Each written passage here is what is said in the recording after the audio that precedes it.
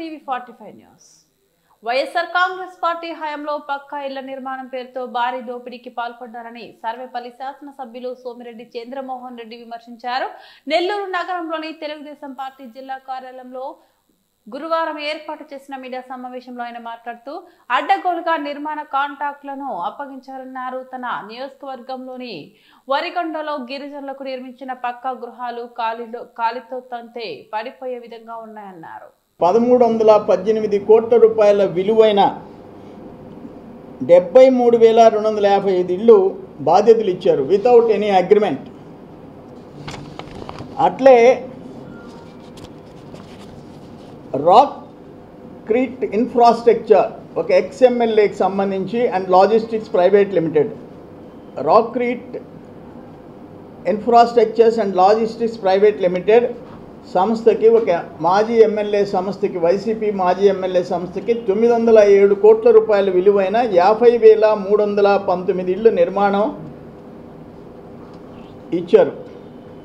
వీళ్ళిద్దరికీ రెండు సంస్థలకి ఇప్పటికీ 1,200 కోట్ల రూపాయలు పే చేశారు.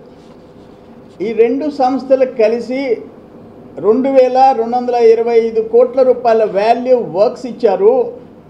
అంటే జేఎన్ఆర్కి వచ్చి 1318, రాక్రీట్ ఇన్ఫ్రాస్ట్రక్చర్కి వచ్చి 907 కోట్లు, రెండు కలిపి 2,225 కోట్ల రూపాయల పనులు అప్పగించారు.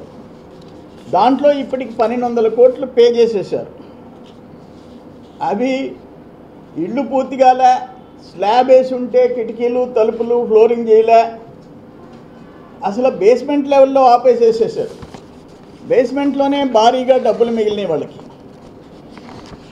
అవి ఈరోజు ఫర్ ఎగ్జాంపుల్ ఆయన బోయెళ్ల జనార్దన్ రెడ్డికి 73,000లో 34,676 ఇళ్ళు పూర్తి చేశాను అన్నాడు. ఆ ఇళ్ళు పోయి చూడండి, తలుపులు కిటికీలు కూడా బిగించలే. బోయెళ్ల జనార్దన్ రెడ్డి కంపెనీకి 660, అంటే 4 కంపెనీల పేర్లు పెట్టాడు ఆయన. 666 కోట్లు నగదు రూపంలో చెల్లించారు, 110 కోట్ల రూపాయలు సిమెంట్ రూపంలో చెల్లించారు, 152 కోట్లు స్టీల్ రూపంలో చెల్లించారు, 18,50,00,000 ఇసుక రూపంలో చెల్లించారు. మొత్తం కలిసి 951 కోట్లు. రాక్రీట్ కన్స్ట్రక్షన్స్ 50,390 ఇళ్ళు వాళ్ళు చేపట్టారు. వీటిలో అరకొర ఓన్లీ 2,011 ఇళ్ళు పూర్తయినట్టు చూపించారు. అసలు కొన్ని ఇళ్ళు మొదలు పెట్టలే. కానీ వాళ్ళకి పే చేసిన అమౌంట్ నేను మీకు చెప్పడం జరిగింది. ఈ స్టీల్ కొనుగోలులో భారీగా జరిగింది. అవి కూడా నేను మీకు తెలియజేస్తా. ఎంత మార్కెట్లో ఎంత ఉంది, దాదాపు 7-8 వేల రూపాయలు ఎక్స్ట్రా పెట్టి కొన్నారు.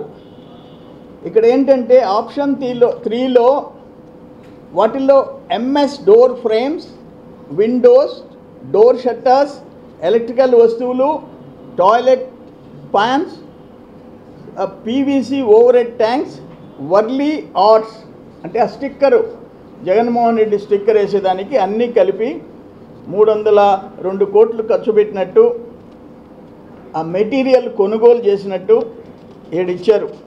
18 రకాల వస్తువులు లబ్ధిదారుల పేరుతో బుక్ చేయించి వాళ్ళకి ఇవ్వకుండా వాళ్ళ సంతకాలు కూడా వీళ్ళే పెట్టేసేసి చేశారు.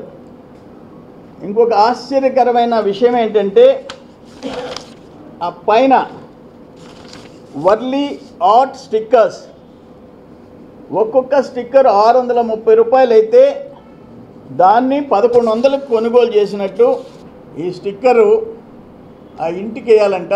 ఎక్కడన్నా వేసినట్టు చెప్పండి. వేయలేదు, కొనింది 660, చూపించింది 1,100. ఇది ఇటువంటి భారీ మోసాలు. మీకు ఒకటి, ఇవన్నీ పేమెంట్ షెడ్యూల్లో కూడా ఇష్టానుసారం చేశారు.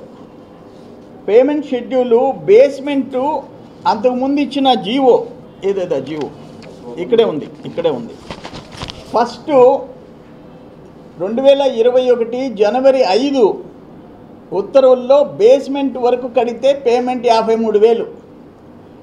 అదే 2021 8వ నెల 25వ తేదీ ఆ విలువని 60,000కి పెంచారు. అదే బేస్మెంట్కి 2021 8 30వ తేదీ మళ్ళీ 6 నెలల్లోనే 5 రోజులకి ఇంకొక ఆర్డర్ ఇచ్చారు. 70,000 పే చేసేస్తాం, బేస్మెంట్కి 70,000 పే చేసేస్తాం. అది పరిస్థితి. ఈ టెండర్లు, అగ్రిమెంట్లు, ఈఎండీలు, మార్గదర్శకాలు లేకుండా 6,250 కోట్ల విలువైన 3,47,224 ఇళ్ళు వాళ్ళకి హ్యాండ్ ఓవర్ చేశారు. ఈరోజు ఆ రాక్క్రీట్ కన్స్ట్రక్షన్స్ కంపెనీ ఎక్స్ఎమ్మెల్యే మీద కేసు పెడితే అతను కోర్టుకు పోయి నా పేరుతో అగ్రిమెంట్ లేదు, నన్నేంది మీరు చేసేది అని చెప్పేసి కోర్టులో రిలీఫ్ తెచ్చుకున్నాడు. కారణం ఏంటంటే ఇన్ని లక్షల ఇళ్ళు 5 లక్షలు దాటితే అగ్రిమెంట్ చేయాలా, ఈఎండి గంటాల contract terms and conditions fulfil చేయాలి.